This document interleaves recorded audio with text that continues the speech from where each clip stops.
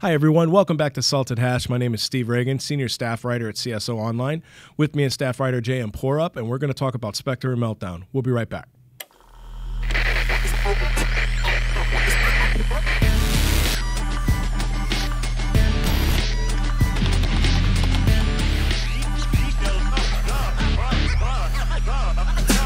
So, hi.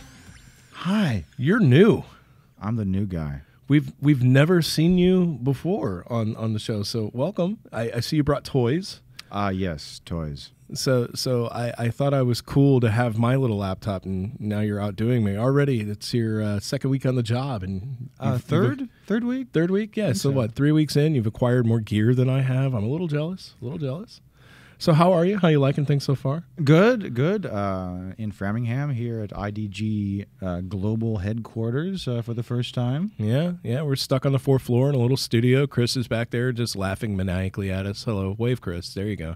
See, I tell him to wave all the time, and none of you can see him waving. But trust me, he does. He really does. He truly waves. So Spectre and Meltdown. We've got the new year kicked off with a frightening bit of melting Hardware. Yeah, there we go. Melting hardware. The puns really don't lend themselves to these vulnerabilities, but they do. What is it about Spectre and Meltdown you think that scared everybody when this first came out? Just because, it impacts all of Intel, or was it something else? What do you think?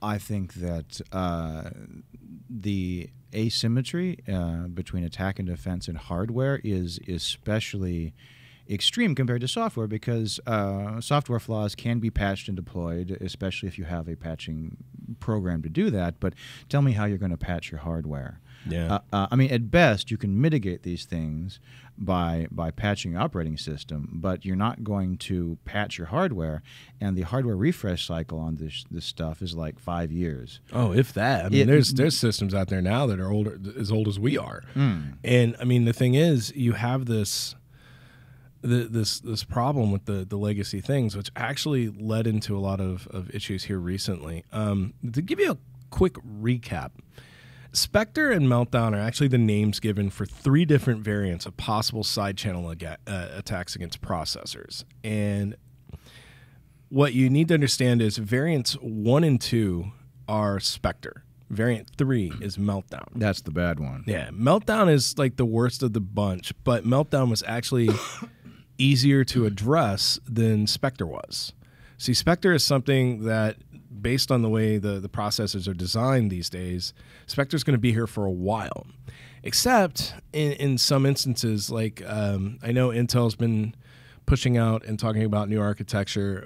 Who was it? AMD CEO Lisa Su said that the Zen 2 chips are going to be patched against Spectre when they come out. The problem is we won't see those chips until like 2019, which is going to be really bad. And what other hardware flaws have we not discovered? Now that we have so many more eyeballs saying, "Ooh, we got stuff to look for." Okay, maybe we've mitigated these, but how many more are there that we don't know about? Yeah, and I think the frightening aspect about that is when you consider the way that technology has permeated the market, and from IoT devices all the way down to our physical systems here in front of us, we'll never know. Hopefully, as engineering improves, they get these things filtered out in the upstream so that when new systems come to market, they're already I hate to say this, but pre-patched, against these types of attacks. But the thing is, maybe there's something out there we haven't figured out yet, and these attacks are a gateway to, these vulnerabilities would be a gateway to another type of attack against the hardware. And it's a continuing rat race at that point to try and stay ahead of people who would use them for ill.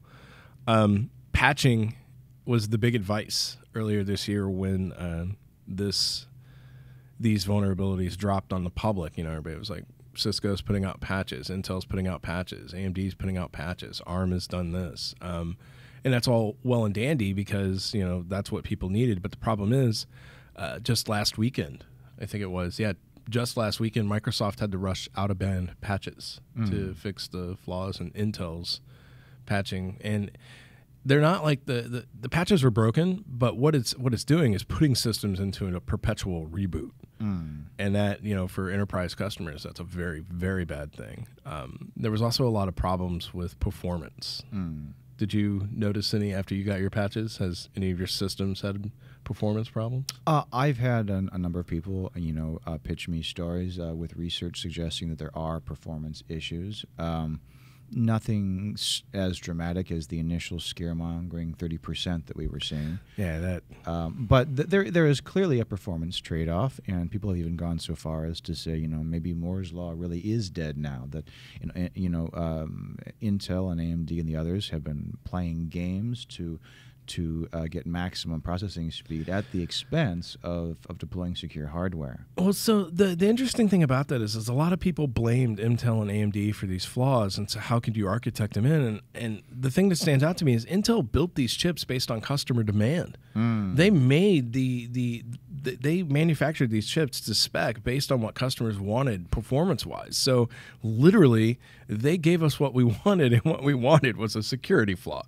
And that just, it stands out to me like, you be careful what you wish for, because you might get it in tons of other things along with it. Well, I mean, you have Intel ME, and can we swear on this show? Because that is just a show. There we go. It happened.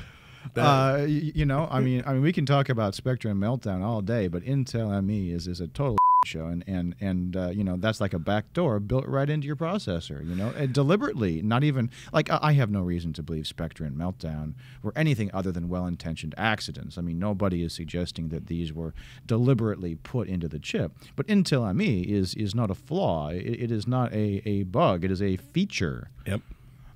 And just to state that the whole thing of ME being a show was your personal opinion. That was my personal opinion, and does not reflect that of my employer or anyone else. There we go. So thank you for that one. We have, I mean, the thing is, you're not wrong, though. I mean, intentionally including a backdoor into design just seems weird to me. I've never understood the mechanics or why it's valuable.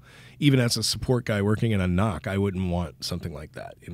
There are tools out there to make that job so much easier for me. But sticking to Spectre and Meltdown,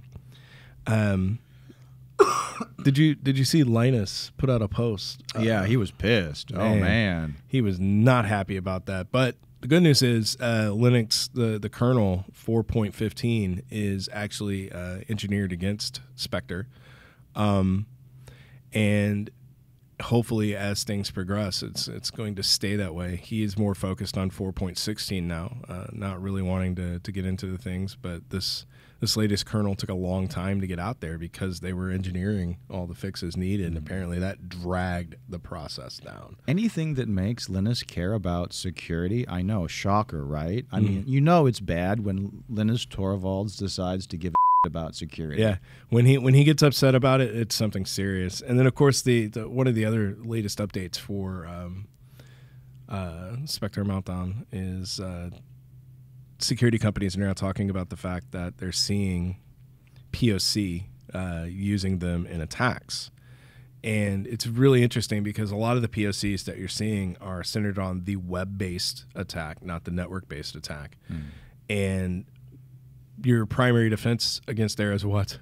We were just talking about this. What do you think the best defense against the web-based attacks are? Well, I mean, ad blocking is clearly a major component of that. We've gotten rid of Flash mostly. That's a good thing. Restricting JavaScript may be something for enterprise environments or government agencies to be thinking about. Yep. At the expense of killing a great deal of web functionality, but especially in lockdown enterprise environments, how much functionality do you need on random websites that want to play something, It just kills me. I think it was, here it is.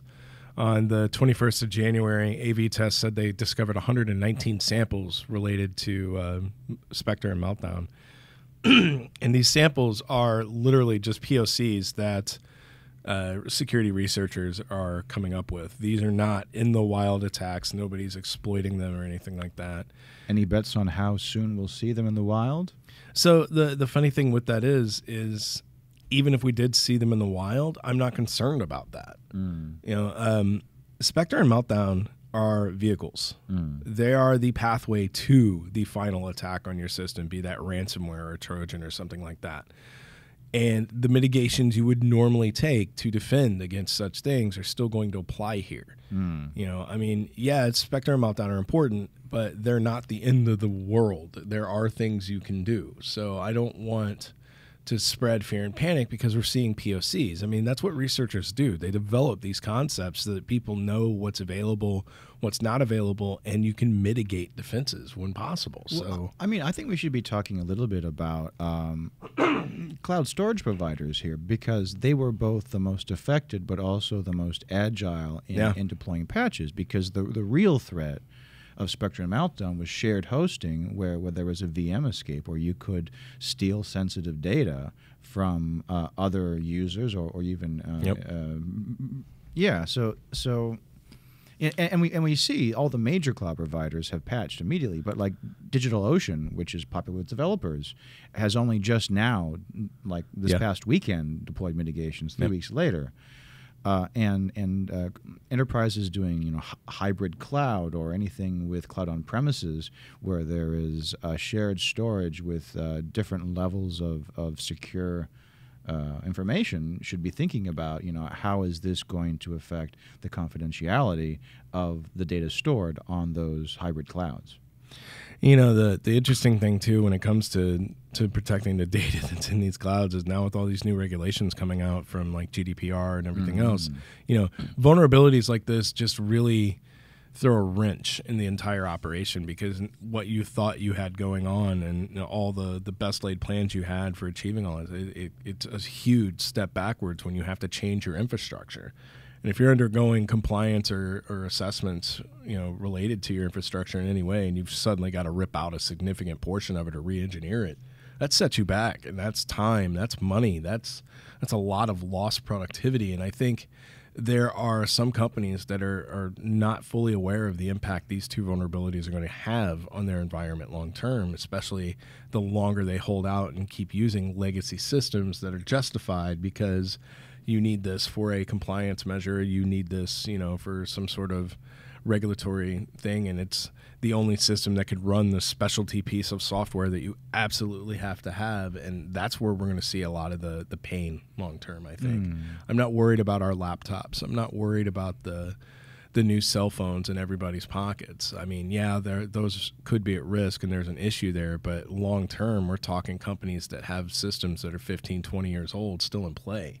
And if they're not being patched, like Spectre and Meltdown are the least of your worries. Yeah. I mean, if you if you have a fully deployed patching program, then maybe you might be in a position. But if you're, if you have admin as your password on all of your network infrastructure, then, you've got bigger problems than Spectre and Meltdown. Yeah, and that's not to say I'm coming down on people for not patching their stuff. There are some organizations out there that absolutely cannot patch. They are forced in a situation where they can't touch anything. But there is a huge gap where there is not patching and there ought to be patching, where there is like no excuse, really no excuse. And that's where things get disheartening. Where you just kind of want to shrug your shoulders and sob in a corner, because how do you not do that? How do you not take the basics seriously enough to where you're not trying to protect your assets the best you can?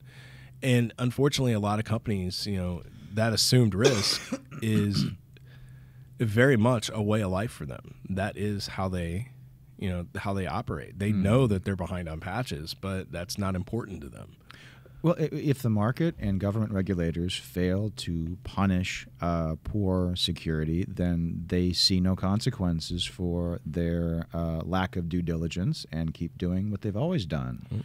I mean, a case in point, Equifax, like Spectre and Meltdown, had they been already publicly known at that time, would have made no difference in that breach. No. Because they were so incompetent that was like the least of their possible worries. Yep. That would have had no impact on them whatsoever. They were already like wide open. Yep. So I guess the bottom line as we wrap out this little episode for you is the fact that Spectre and Meltdown are serious. You need to take them seriously, but there are a lot of things that you could be doing in the meantime that will help you against anyone who's trying to leverage them in an attack against you. And that, going into those and listing them out for you actually sounds like a really good episode that we could follow up on. But in the meantime, pay attention to your patching. And when possible, do so, because these are vulnerabilities you really don't want to ignore long term. In the meantime, we'll see you next week. I'm Steve Reagan, and this has been Salted Hash. Good night, everybody. Good night. Yep. Good night. Good day. Good day. Good morning. Good day, mate.